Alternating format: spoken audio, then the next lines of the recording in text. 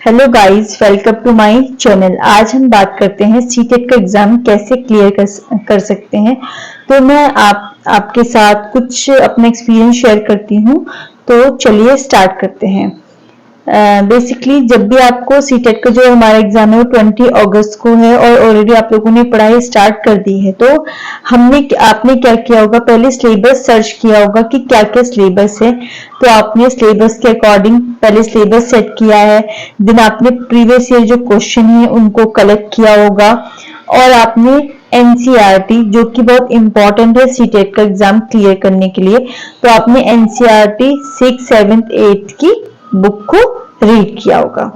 ठीक है, अब हमें जो मेन ध्यान रखना है वो है सबसे इंपॉर्टेंट कि क्या पैटर्न फॉलो करना है जिससे एग्जाम हमारा फर्स्ट टाइम में क्लियर हो जाए। तो आपको इम्पोर्टेंट जो हमारे सिलेबस, पूरा सिलेबस के अकॉर्डिंग टॉपिक रीड करिए।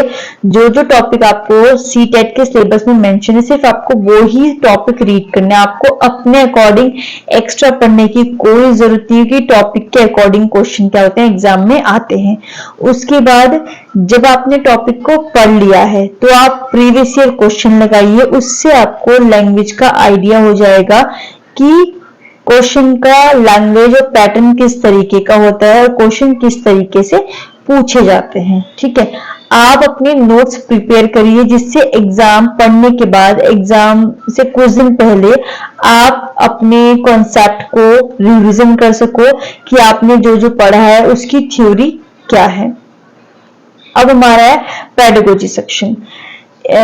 सीटेट क्लियर करने के लिए सबसे इंपॉर्टेंट है पेडागोजी, वो 75 मार्क्स का आता है। ठीक है, पेडागोजी 75 मार्क्स का, रिमेनिंग पेपर 75 मार्क्स का। तो आपको पेडागोजी खूब स्ट्रॉन्ग करनी है, उसके चीजें को, कॉन्सेप्ट को रटना नहीं है, थ्योरी समझनी है, किस तरीके क्वेश्चन आता है उसकी थ्योरी को समझना है और उसी के बेस पे प्रीवियस ईयर क्वेश्चन लगाएंगे तो आपको पता चल जाएगा अच्छा पेडागोजी की लैंग्वेज ऐसी होती है और क्वेश्चन इस तरीके के बन सकते हैं। ठीक है, तो आपको पेडागोजी अच्छे से पढ़नी है, पेडागोजी का जो पार्ट है वो समझना है, कॉन्सेप्ट को क्लियर करना है, देन प्रीवियस ईयर क्वेश्चन लगाने हैं। आपको जब आंसर देने हैं आपको चाइल्ड सेंटर्ड एजुकेशन ध्यान में रखते हुए आंसर देने हैं कि बच्चे को एग्जाम, टीचर एक फैसिलिटेटर है जो सिर्फ फैसिलिटी प्रोवाइड कर रहा है बच्चे के लिए और बच्चे को रोट लर्निंग से दूर रखना है। अगर बच्चा क्लास में एब्सेंट है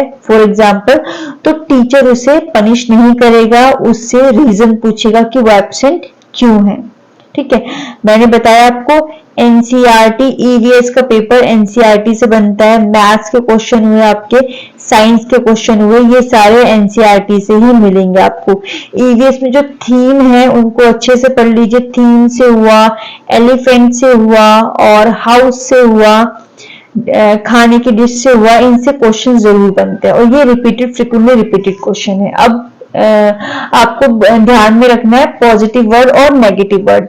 अगर आपका नोट में क्वेश्चन पूछा गया है तो उसी के अकॉर्डिंग क्या करना है, आपको आंसर देना है। ठीक है, आपको पॉजिटिव वर्ड्स को ध्यान में रखना है, जैसे पॉजिटिव उनको मतलब पॉजिटिव उनको प्रोत्साहित करना और उनको चीजों को बताना, उनकी बातें रियल लाइफ से जोड़ के उनको समझाना। ठीक है, ये हमारे पॉजिटिव वर्ड हो गए। नेगेटिव वर्ड मारना पीटना नहीं है, पनिश नहीं करना है, उनको रटवाना नहीं है कॉन्सेप्ट, उनको क्या करना है समझाना है। तो ये हमारे क्या हुए नेगेटिव वर्ड्स हो गए। ठीक है, अब आपको थ्योरी याद रखनी है हमें, जैसे थॉर्नडाइक हुआ, पियाजे हुआ, कॉलरबर्ग हुआ, एनसीएफ हुआ और जो हमारी पॉलिसी आई हैं वो सारी, ग्रोथ एंड डेवलपमेंट हुआ, हेरिडिटी एंड इन्वायरमेंट हुआ, इनके क्वेश्चन आते ही आते हैं। तो आपको इनकी थ्योरी पढ़नी है, थ्योरी पढ़ने के बाद इन्हीं के प्रीवियस ईयर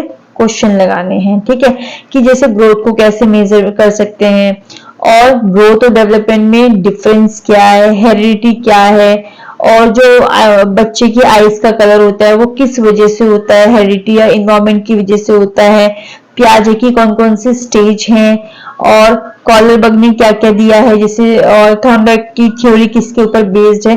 तो ये सारे क्वेश्चन जब आप थ्योरी पढ़ोगे, थ्योरी के बाद आप इजिली करेक्ट आंसर को मार्क कर दोगे। ठीक है, तो आपको थ्योरी को समझना है, बिल्कुल रटना नहीं है, और आप क्वेश्चन को पढ़ के कि क्वेश्चन पूछ क्या रहा है उसके बेस पे क्या करिए, आंसर दीजिए।